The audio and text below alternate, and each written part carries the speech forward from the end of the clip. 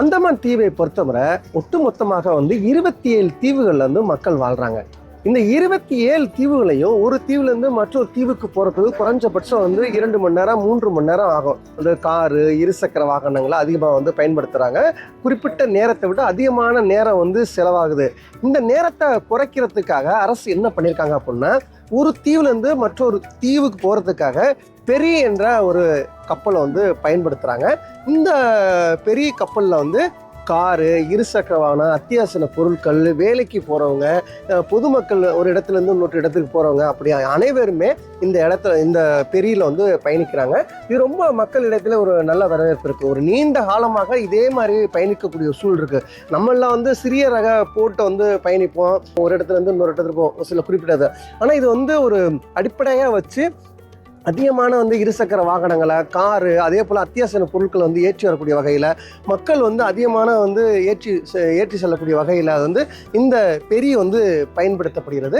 உள்ள சீட்டு கொடுக்கப்பட்டிருக்கிறது. அதிலே மக்கள் அமர்ந்து பயணிக்கக்கூடிய வகையில் இருக்கும். எவ்வளோ நேரம் ஆகும்னு நினைக்கிறீங்க அப்படின்னா, ஒரு தீவுலேருந்து மற்றொரு தீவுக்கு போகிறதுக்கு 15 நிமிடம், 20 நிமிடம், அதிகபட்சமாக 35 நிமிடம், இந்த நேரங்களில் சென்றடையக்கூடிய வகையில் இது சேவையை செஞ்சுக்கிட்டு இருக்கு.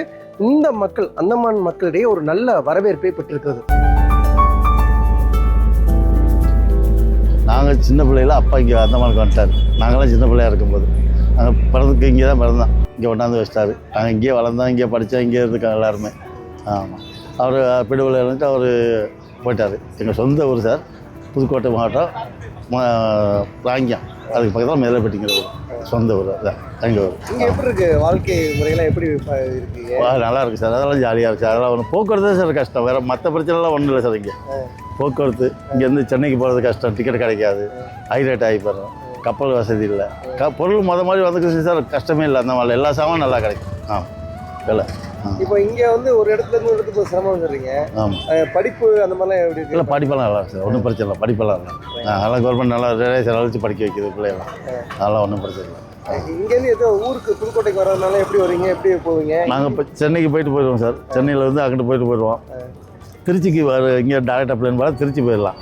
திருச்சியில் வந்து அங்கிட்டு 1 மணி நேரம் தானே புதுக்கோட்டை போயிடலாம். இங்கேருந்து அந்த பரியில் போறீங்க? ஆமாம், வைக்கல் பரி வர்றதுல எவ்வளோ எப்படி இருக்குது அந்த வாழ்க்கை? அதான் சார், சின்ன போட்டு ஜனங்க கூடி போச்சு. அந்த போட்டு போயிடுச்சு. அந்த நிற்கிற வண்டி வந்து அங்கே கியூவில் வரைக்கும் நிற்கும். அதுதான் வசதி கம்மியாகிடுது. அந்தமான் தீவில் நினைவுக்கு வருவது இங்கே சுற்றுலா பயணிகள் பார்த்தாவே லைட் ஹவுஸ் தான், கலங்கரை விளக்கம் தான். அதுவும் கலங்கரை விளக்கம் என்பது, இந்த கலங்கரை விளக்கத்து ஒரு சிறப்பு இருக்குது. என்னென்னா, 20 ரூபா நோட்டுக்கு பின்புறம் இருக்கக்கூடிய அந்த ஒரு வரலாற்று சிறப்பு மிக்க அந்த சின்னம் தான். அந்த இடத்துல தான் நம்ம நின்றுக்கிட்டு இருக்கோம்.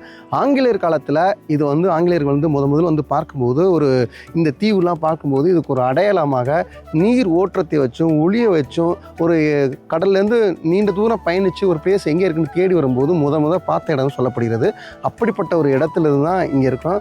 அந்தமானில் அது ஒரு முக்கியமான ஒரு தீவில் நடுப்பகுதியில் ஒரு கலங்கரை விளக்கம் அமைச்சு இங்கே போக்குவரத்தை கொண்டுட்டு வர்றதும் ஒரு அடையாள சின்னமாக ஆங்கிலேயர்கள் அப்போ பயன்படுத்தியிருக்காங்க. அந்த இடத்த அப்போலேருந்து அன்று கட்டப்பட்ட இந்த கலங்கரை விளக்கம் அன்று எப்படி இருந்ததோ அதே போல் இன்றும் அந்த பழமை மாறாமல் புதுப்பிக்கப்பட்டு அந்த பொதுமக்கள் பார்வைக்கு கொண்டு வந்திருக்காங்க. இந்த லைட் ஹவுஸை சுற்றி, இந்த கலங்கரை விளக்கத்தை சுற்றி நீங்கள் பார்த்துருப்பீங்க, தீவு போல் காட்சியளிக்குது. கடல் சுற்றி இருக்கிறது. அதனுடைய மையப்பகுதியில் தான் இந்த கலங்கரை விளக்கம் இருக்கிறது. இந்த லைட் ஹவுஸ் 1972 எஸ்டாப்ளிஷ் ஆனது. இதனோட ஹைட் 35 மீட்ரு. இந்த லைட் ஹவுஸ் பொறுத்த வரைக்கும் பார்த்தீங்கன்னா, லைட் ஹவுஸ் இல்லாத நேஷனல் ஆட்டோமேட்டிக் ஐடென்டிஃபிகேஷன் சிஸ்டம் சொல்லி ஒரு NISN ஒரு சிஸ்டமும், ரேக்கான் சொல்லி மோர்ஸ் கோட் டிரான்ஸ்மிட் பண்ணுற ஒரு எக்யூப்மெண்ட்டும் நாங்கள் வச்சுருக்கோம். அது தவிர டூரிசம் பாயிண்ட் ஆஃப் வியூவில் டெவலப் பண்ணிட்டு இருக்கோம். அந்த பேவர் பிளாக் போட்டுருக்கு, சில்ட்ரன்ஸ் ப்ளே ஏரியா, விசிட்டர்ஸ்க்காக அலோவ் பண்ணிட்டு இருக்கிறோம். விசிட்டர்ஸ்க்காக ப்ரொமோட் பண்ணிட்டு இருக்கோம். டெய்லி 100லேருந்து 200 விசிட்டர்ஸ் இப்போதைக்கு வராங்க. இன்க்ரீஸ் ஆகிட்டே இருக்குது, டே பை டே இன்க்ரீஸ் ஆகிட்டே இருக்குது. அந்தமான் வந்தாவே இந்த கலங்கரை விளக்கத்தை பார்த்துக்கணும் அப்படின்னு ஒரு அடையாள சின்னமாக சொல்லக்கூடிய வகையில் இது அமைஞ்சிருக்கு. உண்மையில் நம்ம தொடக்கத்தில் பார்த்தோமா ஏதோ ஒரு பகுதிக்கு போகிறோம் அப்படின்ற மாதிரி இருந்துச்சு. ஆனால் இங்கே அந்த தீவுகள்லாம் தாண்டி இங்கே வரும்போது இப்படி ஒரு இடம் இருக்கா அப்படின்ற அளவுக்கு இந்த இடம் இருக்குது. ரொம்பவே ஒரு வியப்பாக இருக்கிறது. மிகப்பெரிய கலங்கரை விளக்கத்தை பார்த்தோம். அந்தமான் நிக்கோபாருக்கு ஒரு அடையாளம்னா அது கலங்கரை விளக்கத்தை சொல்லலாம். அதை பார்த்துட்டோம். ஆனால் அது அருகிலேயே ஜாப்பனீஸ் கொண்டு வந்த ஒரு பதுங்கு குழி அப்படின்னா நம்ம பார்க்கக்கூடிய அந்த இடம் தான் பார்க்கக்கூடிய இடத்துல நம்ம நின்றுட்டு இருக்கோம். இவங்க வந்து எப்படின்னா ஆங்கிலேயர்களுக்கும் இவங்களுக்கும் இருக்கக்கூடிய ஒரு போர் யுத்தம் நடந்திருக்கு. அந்த போர் யுத்தத்தில் ஜாப்பனீஸ் வந்து பதுங்கி அவங்கள வந்து கண்காணிக்கக்கூடிய ஒரு சூழலில் இருக்காங்க. அதுக்கான இடத்த தேர்வு பண்ணியிருக்காங்க. அதுவும் வந்து கடற்கரை ஓரமாக இருந்து தொடர்ந்து கண்காணிக்கிறது ரொம்ப எளிதாக இருக்கிறதுக்காக ஜாப்பனீஸ் வந்து இங்கே வந்து ஒரு பதுங்கு குழி அமைச்சு அதை தொடர்ந்து கண்காணிக்கக்கூடிய இடத்த தான் நம்ம பார்த்துக்கிட்டு இருக்கோம். இங்கே கிட்டத்தட்ட ஒரு 1947 அந்த காலகட்டங்களில் தொடர்ந்து இது வந்து அந்த இடத்த பதுங்குழி உருவாக்கப்பட்டு கண்காணிக்கப்பட்டிருக்கிறது. இந்த இடத்துல இருந்தால் வரக்கூடிய கப்பலில் யார் வர்றா, வான்வெளியில் என்ன மாதிரியான சூழல் வந்து இருக்குது, இங்கே யார் யார் வர்றாங்க, எப்படிலாம் வந்து வரக்கூடிய சூழல் தடுக்கலாம் அப்படின்ற ஒரு திட்டங்களை தீட்டுறதுக்கான ஒரு இடமா வந்து இதை வந்து பயன்படுத்தியிருக்காங்க. இந்த இடம் வந்து ஒரு வரலாற்று சிறப்புமிக்க இடமாக இருக்கிறது. அந்த இடத்த தான் நீங்கள் பார்த்துட்ருக்கீங்க. அந்தமானில் வந்து பல்வேறு அடையாளங்கள் இருந்தாலும் அந்த அடையாளத்தில் ஜாப்பனீஸுடைய பதுங்கு குழி அப்படின்னு ஒரு முக்கியமான ஒரு அடையாளமாக நம்ம பார்க்குறோம். அதுவும் கலங்கரை விளக்கத்திலே இருக்கிறது ரொம்ப சிறப்புக்குரியதாக இருக்குது.